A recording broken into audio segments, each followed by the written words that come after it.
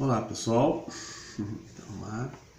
vamos ao nosso estudo bíblico de hoje. Vamos estudar segunda carta de Paulo aos Coríntios, capítulo 8, do verso 1 até o verso 15. É bem importante lembrar algo que já falamos em outro momento em estudos na segunda carta aos Coríntios, que esta segunda carta aos Coríntios é composta por várias pequenas cartas que foram agrupadas formando uma carta. Então nós temos dentro dela várias cartas agrupadas. Entre essas várias cartas agrupadas está o capítulo 8, que caracteriza uma dessas cartas, e o capítulo 9, que também caracteriza uma outra carta. No entanto, o capítulo 8, como vamos ver, é enviada por meio de Tito, que provavelmente também leva a carta que é o capítulo 9. No entanto, a gente percebe que no capítulo 9 o assunto é o mesmo do capítulo 8, no entanto, se dirige a Acaia, ou seja, a toda a região da Acaia, enquanto o capítulo 8 se dirige especificamente à igreja dos Coríntios. A cidade de Corinto ficava na região da Acaia, mas não era a única cidade, também não havia ali as únicas igrejas da Acaia, né? Há outras igrejas, como por exemplo em Cencreia, havia também igrejas, como nos apresenta Romanos capítulo 16, verso 1 em diante. Então, assim posto, o capítulo 8 constitui uma carta que Paulo envia por meio de Tito aos Coríntios, e é muito provável que este mesmo Tito já leva consigo a outra carta que caracteriza o que está no capítulo 9, e esta então se dirige a toda a Acaia, como se pode observar nos versos 1 e 2 do capítulo 9, que não é o nosso capítulo de hoje, o nosso texto de hoje. Hoje vamos falar do capítulo 8, do verso 1 ao verso 15. Então, iniciamos a leitura no verso 1. Também, irmãos, vos fazemos conhecer a graça de Deus concedida à igreja ou às igrejas da Macedônia. Bem, o que logo chama a nossa atenção é que Paulo vai falar aos Coríntios da graça, né? Ele usa esse termo graça, né? Charis, que vai aparecer 3 vezes nesse pequeno trecho, para descrever aquilo do que ele vai falar. E, como eu disse, o que chamaria atenção logo de imediato é que esta graça, né, a graça de Deus em Cristo, concedida às igrejas da Macedônia, também foi concedida às igrejas dos Coríntios. Também foi concedida a todas as igrejas, né? No entanto, a gente já percebe um ensinamento de Paulo que a mesma graça é concedida a todas as igrejas. No entanto, a forma como as igrejas reagem à graça recebida é diferente. Em umas, produz um efeito muito maior. Em umas, leva a uma manifestação da graça também. Enquanto que em outras, a graça recebida muitas vezes leva a um fechamento, a uma crença de que esta graça concedida seria um direito ou uma obrigação de Deus, não levando então aqueles que recebem a graça o entendimento de que esta graça recebida é preciso que seja levada. Então Paulo já começa falando aos Coríntios que uma graça foi concedida às igrejas da Macedônia. No entanto, um coríntio poderia pensar no momento que ouviu a leitura desse início. Mas nós também não recebemos a graça de Deus, essa graça de Deus também não foi concedida a nós, e então Paulo vai mostrar qual deve ser o efeito correto, ideal, esperado por Deus da graça que ele concede. Então, podemos reler. Também, irmãos, vos fazemos conhecer a graça de Deus concedida às igrejas da Macedônia.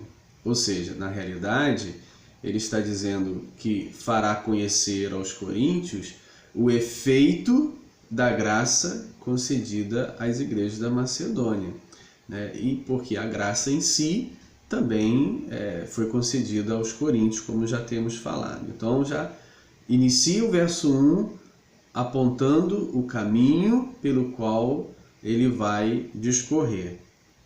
Verso 2: porque no meio de muita prova de tribulação manifestaram abundância de alegria, e a profunda pobreza deles superabundou em grande riqueza da sua generosidade.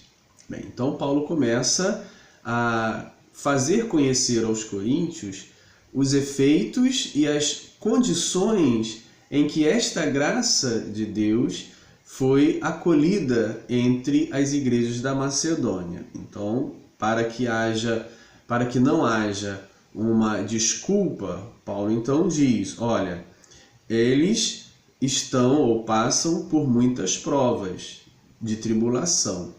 E aí Paulo já começa dizendo que as tribulações, os sofrimentos que passamos não são capazes de reter o efeito da graça que nos foi concedida. Muitas pessoas ou igrejas poderiam usar essa argumentação de que eles não conseguem um efeito maior na graça recebida, eles não conseguem produzir ou manifestar essa graça em direção aos outros porque estão passando provações e tribulações e angústias. Paulo diz aos coríntios: se vocês, coríntios, estão passando por provações e tribulações, as igrejas da Macedônia também estão. E aí ele traz mais um agravante nesse sentido para os coríntios, que é a diferença econômica entre os coríntios e as igrejas da Macedônia. E nessa diferença econômica, Paulo vai apresentar que as igrejas da Macedônia são mais pobres do que as igrejas dos coríntios, porque ele diz: manifestaram abundância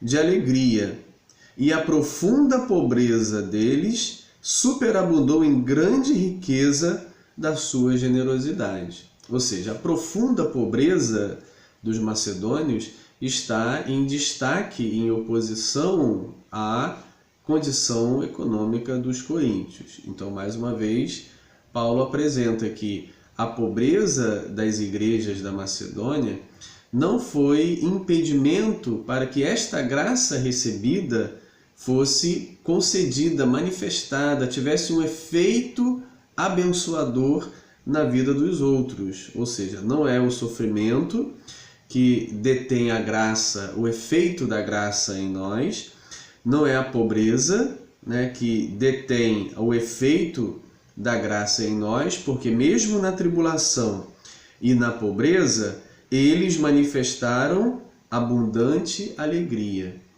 Paulo nos diz que a alegria do Senhor acontece, está presente, indiferente à tribulação enfrentada e indiferente à profunda pobreza. E assim, a riqueza deles se manifestou. Em que eles eram ricos? Paulo diz: na generosidade. Então, o efeito da graça de Deus na vida da igreja, de todas as igrejas, de todos os crentes, de todos os discípulos de Jesus, deve se manifestar numa riqueza, numa generosa riqueza, numa riqueza de generosidade.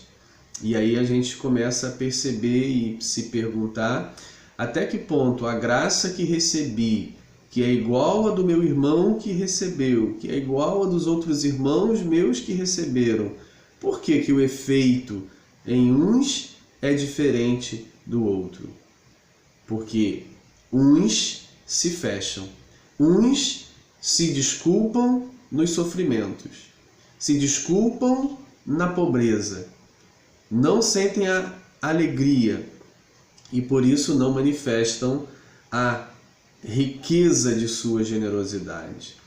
Paulo adverte os coríntios de que o motivo pelo qual eles começaram ou tomaram iniciativa para participar dessa ajuda aos crentes de Jerusalém e não continuaram é uma vergonha para eles. Continuando, verso 3. Porque eles, dou testemunho, testemunho eu, na medida de suas posses, na medida do seu poder. A palavra grega é dinamis. E mesmo acima delas, das suas posses, do seu poder, se mostraram voluntários. Ou seja, Paulo diz, na medida do poder, na medida da condição, na medida da força, na medida das suas posses, eles participaram, eles foram além para essa assistência, mostraram-se voluntários. Este é o efeito da graça de Deus concedida às igrejas, aos crentes, a mim e a você. O efeito é aquilo que Paulo chama de voluntariedade, riqueza da generosidade. Esse efeito precisa se manifestar na vida de todos, de todas as igrejas que receberam igualmente a graça de Deus. Verso 4. Pedindo-nos com muitos rogos a graça, mais uma vez, Paulo traz-nos a palavra graça, de participarem da diaconia, assistência aos santos. Paulo chama graça o serviço ao próximo. Ele diz, nos pediram para participar da graça. Ele não diz para participar da coleta, ele não diz para participar da ajuda, mas ele diz para participar da graça. Queriam ser participante desta graça que Deus deu a eles, recebida por Deus. Participar da graça não é simplesmente uma salvação que me isenta do compromisso e do amor ao próximo.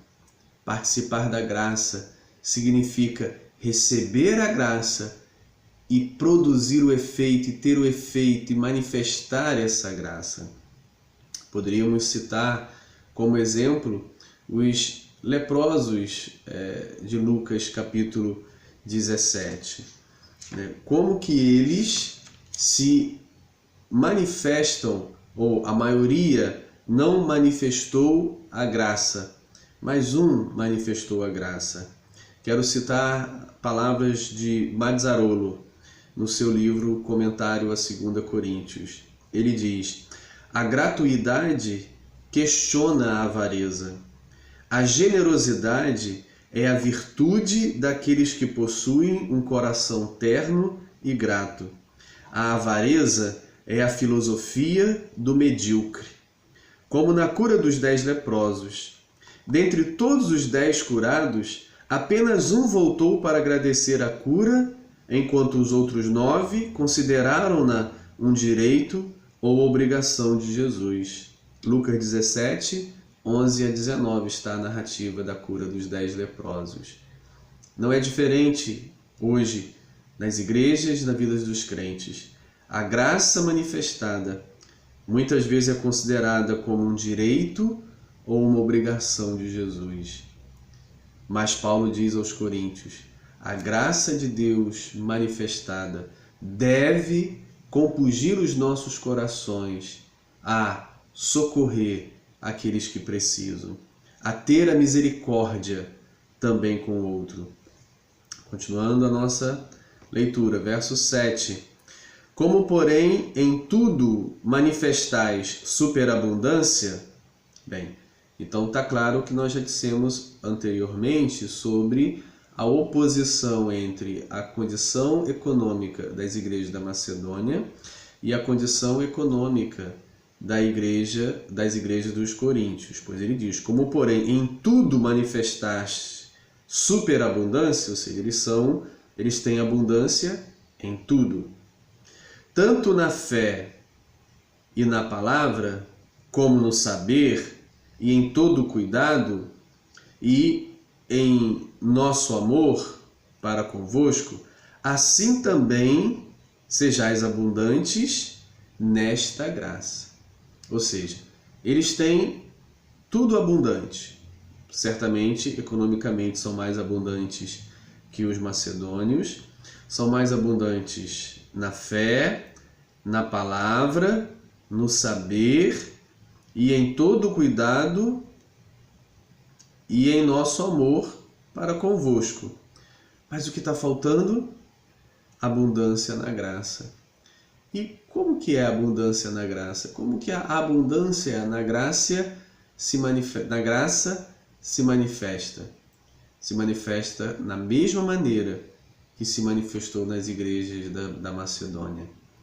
Graça abundante se manifesta na forma como nós lidamos e nos relacionamos com as outras pessoas, principalmente aquelas que dependem de nós, que precisam de nós, que necessitam de alguma coisa nossa.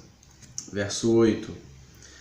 Não vos falo na forma de mandamento, mas para provar pela diligência de outros a sinceridade do vosso agape, do vosso amor. Não é o objetivo de Paulo estabelecer ou apresentar aos coríntios uma ordem, um mandamento. Ele não quer ordenar que os coríntios compartilhem o que lhes sobra dos recursos financeiros com os crentes de Jerusalém, da Judéia, que estão passando necessidade. Ele diz, não quero mandar, não quero fazer um mandamento. Paulo tinha plena consciência de que a igreja não era dele, que ele não era dono da igreja, mas que ele era um servo, um cooperador, aquele que Deus chamou para ajudar as igrejas a compreenderem a vontade de Deus. E agora, ele, diante dos coríntios, os constrange, não pela ordem, não pelo mandamento, não exigindo deles uma obediência a um projeto seu, mas ele os constrange ao mostrar a diligência de outros que em condições semelhantes, tribulação, sofrimento e até inferiores, pobreza, manifestaram esta graça. Então o desejo dele é que ele quer que os coríntios olhem para os macedônios e entendam o que é a manifestação da graça de Deus, o que é o amor sincero, o que é o agape, o que é o compartilhamento, uma vida cristã de amor. Verso 9. Pois conheceis a graça, mais uma vez a palavra graça, pois conheceis a graça de nosso Senhor Jesus Cristo, que sendo rico, se fez pobre, por amor de vós, para que pela sua pobreza vos tornasseis ricos. O exemplo, a referência, sempre é Jesus Cristo. Ele é o Senhor da igreja, Ele é o mestre da igreja, Ele é a referência maior da igreja. E Paulo então desafia os coríntios a seguirem o exemplo de Jesus, que sendo rico, se fez pobre. Tendo os coríntios uma condição econômica relativamente boa, ou melhor que os macedônios pelo menos, abra mão de alguma coisa para que outros possam ter o básico, o necessário. A exemplo de Jesus, que sendo rico se fez pobre por amor de vós, assim também esta graça de Jesus derramada em nós deve nos conduzir a viver uma vida igual à de Jesus. Como ele diz, para que, pela sua pobreza, vos tornasseis ricos. Assim, como referência, o exemplo maior está em Jesus. Verso 10. E nisto dou minha opinião, pois a vós outros, que desde o ano passado principiaste não só a prática, mas também o querer, convém isto. Agora no verso 10, Paulo aponta nos Coríntios uma iniciativa, um propósito, um voto, um desejo manifestado há um ano atrás. Paulo recebeu uma carta dos Coríntios fazendo perguntas ou algumas perguntas. 1 Coríntios capítulo 7, a partir do verso 1, a gente percebe que Paulo diz: quanto ao que me escrevestes, e aí começa no capítulo 7 de 1 Coríntios, respondendo perguntas feitas nesta carta enviada a Paulo. No capítulo 16 de 1 Coríntios, no verso 1 em diante, está lá entre as perguntas feitas, esta que se referia à colheita para os santos. Diz assim, 1 Coríntios 16, do 1 a 4. Quanto à colheita para os santos, fazei vós também como ordenei às igrejas da Galácia. Ou seja, parece que os coríntios, há um tempo atrás, já tinham tomado a iniciativa, já tinham manifestado o desejo. Mas o que aconteceu? A iniciativa foi tomada há um ano atrás, todo o planejamento, a orientação foi dada, tudo decidido, mas na prática nada aconteceu. Como é igual à igreja dos Coríntios, muitas igrejas e crentes hoje começam um propósito, tomam uma iniciativa, dão a sua palavra, assumem um compromisso, mas algo acontece que vai esfriando o compromisso assumido e as coisas vão deixando de lado. Paulo então lembra aos coríntios: olha, há um ano atrás vocês tomaram a iniciativa de participar dessa ajuda aos crentes de Jerusalém. Mas o que aconteceu? Por que isso não foi até o fim? Por que isso não foi concluído? Ele diz: e nisto dou minha opinião, pois a vós outros, que desde o ano passado principiaste não só a prática, mas também o querer, convém isto: completai agora a obra começada. Complete a obra começada. Deu início, complete. O que está faltando? O que aconteceu? Por que a iniciativa morreu, apagou, não foi levada adiante? Então Paulo chama a atenção dos coríntios: vocês começaram, complete. Complete a obra, vá até o final. E ele continua dizendo: para que assim como revelastes prontidão no querer, assim a leveis a termo, segundo as vossas posses. Prontidão no querer. Muitas pessoas são prontas no querer, estão abertas para o sim, como a parábola que Jesus contou-nos do filho mais velho e do filho mais moço, em que um prontamente disse sim ao pai para ir trabalhar, mas não foi. O outro que disse não, arrependeu-se e depois foi. É um perigo estar pronto para o sim, estar pronto para o querer, mas não está pronto para o realizar. A graça manifestada na vida de cada crente inicia o querer e vai até o realizar. Paulo chama a atenção dos coríntios: vocês foram prontos para querer, agora sejam prontos para fazer. Verso 12: porque se há boa vontade, será aceita, conforme o que o homem tem, e não segundo o que ele não tem. Se há boa vontade em ajudar, se há boa vontade de manifestar a graça e socorrer os crentes de Jerusalém que precisam, a referência, a cobrança, o voto deve ser feito a partir do que temos. Paulo vai começar nesse pequeno trecho que vai finalizar no 15, a dizer que não é para que eles tenham e nós não tenhamos. Paulo está dizendo que não espera dos coríntios que eles ajam segundo o que não têm, mas segundo o que têm. Deus não espera que eu e você, que a sua igreja, faça o que não pode fazer, o que não tem recursos para fazer. Mas Ele espera que eu e você e a sua igreja faça o que pode fazer, conforme as posses, conforme os recursos, conforme as condições financeiras é que nós temos que trabalhar, fazer segundo podermos e não segundo o que não podermos. É o que ele vai dizer, né? Porque se há boa vontade, será aceita conforme o que o homem possui, segundo as condições que tem, e não segundo ao que não tem. Verso 13. Porque não é para que os outros tenham alívio e vós sobrecarga, mas para que haja igualdade. Não é o propósito de Deus que você disponha dos seus recursos, ajudando o que precisa, e você passe necessidade. Não é isso.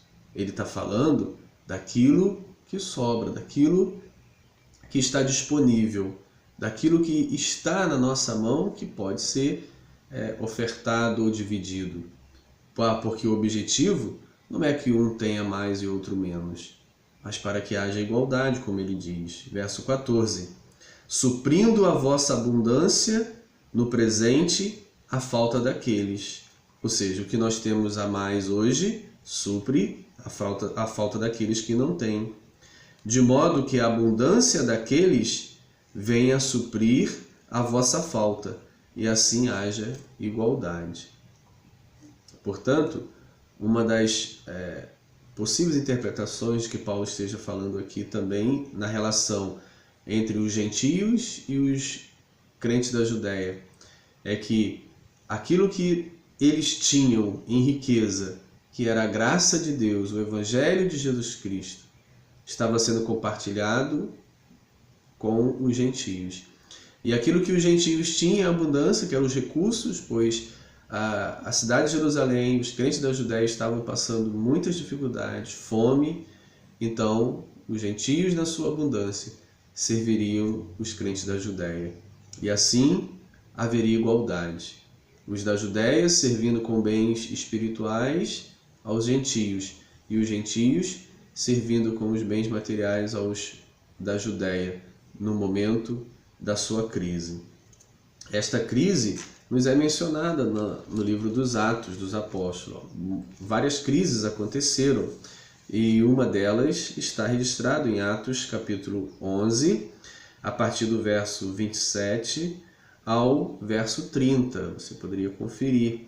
E nesta passagem de Atos 11, do 27 ao 30, Barnabé e Paulo em Antioquia levam oferta para os crentes de Jerusalém. Antioquia levantou uma coleta para ajudar os crentes de Jerusalém. Paulo e Barnabé, então, vai levar esta ajuda aos crentes da Judéia. Esse trecho termina no verso 15, Paulo citando a lei de Moisés, Êxodo, capítulo 16 e 18, e verso 18. Ele está citando o episódio das codornizes, em que os israelitas no deserto, reclamando de fome, porque não tinha carne a comer, Deus então envia as codornas. E a ordem era para que cada um pegasse segundo a sua necessidade. Não era para ninguém pegar mais e ninguém pegar menos. Cada um pegasse segundo a sua necessidade, para que todos tivessem, que é a citação do verso 15. Como está escrito, o que muito colheu não teve de mais, e o que pouco não teve de menos. Não teve falta. Ou seja, Êxodo capítulo 16, verso 18. Está lá o texto que você deveria dar uma olhada, conferir, que o propósito de Deus desde lá do Antigo Testamento é esse. O que colheu demais não teve, o que colheu demais não teve mais, né? O que muito colheu não teve demais, e o que pouco não teve de menos. Esse é o texto de Paulo aos Coríntios. Que haja igualdade. Que o Senhor nos ajude a colocar em prática estas palavras. E que esta graça concedida às igrejas da Macedônia, que também é concedida a todas as igrejas, produza o mesmo efeito em nós, nas nossas igrejas, nas nossas vidas, como foi nas igrejas da Macedônia, que sempre se mostraram preocupadas com essas coisas, seja com Paulo, seja com os necessitados em outros lugares. Paulo mesmo fala na carta que escreve aos Filipenses, Filipos, uma das cidades da Macedônia, Paulo fala no capítulo 2 da generosidade deles no cuidado com ele. Esta graça concedida às igrejas da Macedônia é concedida a todas as igrejas. E a pergunta que fica é: por que todos aqueles que recebem a mesma graça de Deus não manifestam da mesma maneira? Não revelam o fruto da mesma maneira? A razão certamente está na nossa vida, naquilo que nós ainda não entendemos, que a graça de Deus a nós é para ser compartilhada. Não é uma obrigação de Deus, não é um direito, é o favor de Deus. E constrangido por esse grande favor, somos conduzidos pelo Espírito a manifestar graça também àqueles que estão à nossa volta. Um abraço.